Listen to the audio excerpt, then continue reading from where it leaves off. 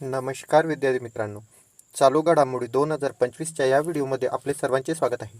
आज आपण 16 ऑगस्ट या दिवशी पोलीस भरतीच्या दृष्टिकोनातून महत्त्वपूर्ण असणारी 10 चालू घडामोडीचे प्रश्न स्पष्टीकरणासहित आज पाहणार आहोत. चला तर मग आजच्या व्हिडिओला सुरुवात करू. व्हिडिओला सुरुवात करण्याआधी जर चॅनलवर नवीन असाल तर चॅनलला सबस्क्राईब करून घ्या आणि व्हिडिओला लाईक करायला विसरू नका. चला तर मग आपण आजच्या व्हिडिओला सुरुवात करू. बघा, प्रश्न क्रमांक 1. सिनेक्स 2025 युद्ध सराव भारत कोणत्या देशासोबत करत आहे? तर या प्रश्नाचे योग्य उत्तर आहे पर्याय क्रमांक 1, श्रीलंका या देशासोबत भारत सिनेक्स युद्ध सराव करत आहे. मग याविषयी काही महत्त्वाचे पॉईंट्स आहेत ते लिहून घ्या. या युद्ध सरावाचा प्रकार कोणता असं विचारल्यास कोणता प्रकार आहेत? मग नौदल प्रकार आहेत. या युद्ध सरावाची कितवी आवृत्ती आहे? तर 12वी आवृत्ती आहे. मग हा युद्ध सराव कधीपासून सुरू झाला आणि कधी संपणार आहे? तर हा युद्ध सराव 14 ऑगस्ट ते 18 ऑगस्ट दरम्यान सुरू आहेत. त्यानंतर मग नेमका हा युद्ध सराव कोणत्या ठिकाणी सुरू आहे? तर कोलंबो, श्रीलंका या ठिकाणी हा युद्ध सराव सुरू आहे. चला तर मग नेक्स्ट प्रश्न बघू. प्रश्न क्रमांक 2. Khelo India water sport festival 2025 कोणत्या ठिकाणी नियोजित आहे? तर या प्रश्नाचं योग्य उत्तर आहे पर्याय क्रमांक 2, श्रीनगर. याविषयी काही महत्त्वाचे पॉईंट्स आहेत ते लिहून घेऊ. या क्रीडा प्रकाराचे कितवे संस्करण आहे? तर पहिले. हा क्रीडा प्रकार कधी नियोजित आहे? तर 21 ते 23 ऑगस्ट दरम्यान हा क्रीडा प्रकार नियोजित आहे. याचे शुभंकर काय आहे? तर हिमालयन किंगफिशर हे या खेळाचे शुभंकर आहे. या खेळाचे ब्रीद वाक्य कोणते आहे? तर दाल लेक की शान, खेल की बडे पहचान हे याचे ब्रीद वाक्य आहेत. तर मग श्रीनगर नेमकं कोणत्या ठिकाणी आहे? तर जम्मू आणि काश्मीर या केंद्रशासित प्रदेशामध्ये हे आहेत आणि तिथे हे खेळ कुठे होणार आहे? तर दाल लेक सरोवरामध्ये. कोणत्या? दाल लेक सरोवरामध्ये हे होणार आहेत. हे ते लक्षात ठेवायचं आहे. चला तर मग नेक्स्ट प्रश्न बघू. नेक्स्ट प्रश्न आहेत प्रश्न क्रमांक 3. ऑपरेशन सिंदूरमध्ये उत्तम सेवा पदक कोणाला प्रदान करण्यात आले आहे? तर या प्रश्नाचं योग्य उत्तर आहे पर्याय क्रमांक 2, व्हाईस ॲडमिरल तरुण सोबती यांना उत्तम सेवा पदक देण्यात आलेले आहे. याविषयी 2 महत्त्वाचे पॉईंट्स आहेत ते पण इथे लिहून घ्या. मग युद्ध सेवा पदक किती अधिकाऱ्यांना देण्यात आले? तर 13 अधिकाऱ्यांना युद्ध सेवा पदक देण्यात आले. वायू सेवा पदक किती अधिकाऱ्यांना देण्यात आले? तर वायू सेवा पदक हे 26 अधिकाऱ्यांना देण्यात आलेले आहे. हेही इथे लक्षात ठेवा. आणि ही पदके केव्हा जाहीर होतात? तर ही पदके वर्षामध्ये 2 वेळेस जाहीर होतात. पहिला म्हणजे प्रजासत्ताक दिनाच्या पूर्वसंध्येला आणि दुसरा म्हणजे केव्हा? तर जेव्हा आपला 15 ऑगस्ट या दिवशी स्वातंत्र्य दिन असतो त्याच्या पूर्वसंध्येला ही पदके जाहीर होत असतात. हे इथे लक्षात ठेवायचं आहे. चला तर मग पुढचा प्रश्न बघू. पुढचा प्रश्न आहे प्रश्न क्रमांक 4. श्रेष्ठ निर्देशांक कोणत्या क्षेत्राशी संबंधित आहे? तर श्रेष्ठ निर्देशांक हा आरोग्य क्षेत्राशी संबंधित आहे. हे इथे लक्षात ठेवायचं आहे. जर तुम्ही अजून आपल्या व्हिडिओला लाईक केलं नसेल तर व्हिडिओला लाईक करून घ्या आणि चॅनलवर नवीन असाल तर चॅनलला सबस्क्राईब करून घ्या. चला तर मग नेक्स्ट प्रश्न बघू. नेक्स्ट प्रश्न आहे प्रश्न क्रमांक 5.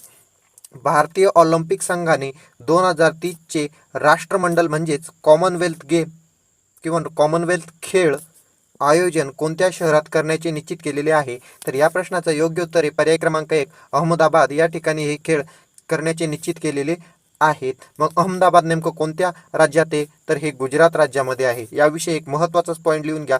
ही स्पर्धा कॉमनवेल्थ गेम पूर्वी कधी भारतात आयोजित करण्यात आले होते असं विचारल्यास तर याआधी 2010 मध्ये दिल्ली येथे कॉमनवेल्थ गेमचे आयोजन करण्यात आलेले होते. हे इथे लक्षात ठेवायचं आहेत. नेक्स्ट प्रश्न बघू. नेक्स्ट प्रश्न आहेत प्रश्न क्रमांक 6. नुकताच भारताचा नवा ग्रँडमास्टर कोण बनला आहे? तर या प्रश्नाचं योग्य उत्तर आहे पर्याय क्रमांक 3, रोहित कृष्णा हा भारताचा नवा ग्रँडमास्टर बनला आहे. कितवा ग्रँडमास्टर आहे हा? तर हा 89वा ग्रँडमास्टर आहे. हे इथे लक्षात ठेवा. ही स्पर्धा मग कोणत्या ठिकाणी पार पडली? तर ही स्पर्धा कझाकिस्तान या ठिकाणी पार पडली. आणि तुम्हाला जर विचारल्यास 98वी ग्रँडमास्टर कोण? तर दिव्या देशमुख. कोणती? दिव्या देशमुख. ही कुठल्या राज्याची आहे? तर ही MH म्हणजे महाराष्ट्र राज्याची आहे. आणि महाराष्ट्र राज्यामधील कुठली आहे? तर नागपूर या जिल्ह्याची आहे. कोणत्या? नागपूर या जिल्ह्यातील ती रहिवाशी आहे. हे इथे लक्षात ठेवायचं आहे. नेक्स्ट प्रश्न बघू. नेक्स्ट प्रश्न आहेत प्रश्न क्रमांक 7. नम्रता बत्राने 2025 वर्ल्ड गेममध्ये महिला वुशू स्पर्धेत कोणते पदक जिंकले? तर या प्रश्नाचं योग्य उत्तर आहे पर्याय क्रमांक 2 रौप्य पदक जिंकले. कोणते पदक जिंकले? रौप्य पदक जिंकले. या स्पर्धेविषयी 2 महत्त्वाचे पॉईंट्स आहेत. ही स्पर्धा कोणत्या ठिकाणी पार पडली? तर चीन या ठिकाणी पडली आणि या क्रीडा प्रकारामध्ये भारताचे हे पहिलेच पदक आहे. म्हणून हे पदक आपल्यासाठी कसं आहेत? महत्त्वपूर्ण आहेत आणि हा प्रश्नही आपल्यासाठी महत्त्वपूर्ण आहे. नेमकं वुशू हा खेळ काय आहे? तर याचीच संकल्पना चित्राद्वारे थोडक्यात समजून घ्या. तर हा एक बॉक्सिंग आणि कराटे दोन्ही मिक्स खेळ प्रकारापासून बनलेला हा एक नवीन खेळ आहे. हे इथे लक्षात ठेवायचं आहे. मी चित्राद्वारे तुम्हाला त्याचं थोडंसं स्पष्टीकरण करण्याचा प्रयत्न इथं केलेला आहे. चला तर मग नेक्स्ट प्रश्न बघू. नेक्स्ट प्रश्न आहेत प्रश्न क्रमांक 8.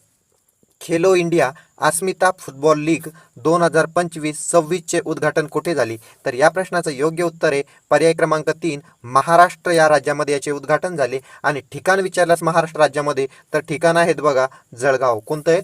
जळगाव, खानदेशामधील जळगाव. तर उद्घाटक कोण होते मग याचे? तर केंद्रीय राज्य क्रीडा मंत्री श्रीमती रक्षा खडसे यांनी याचे उद्घाटन केलेले आहे. नेमकं ही स्पर्धा कोणासाठी आयोजित केलेली आहे? तर ही स्पर्धा जी आहे तर 13 वर्षाखालील मुलींसाठी आयोजित करण्यात आलेली आहे. हे इथे लक्षात ठेवायचं आहे. अजूनही जर चॅनलला सबस्क्राईब केलं नसेल तर चॅनलला सबस्क्राईब करून घ्या आणि आपला जर व्हिडिओ आवडत असेल तर आपल्या व्हिडिओला लाईक करायला विसरू नका.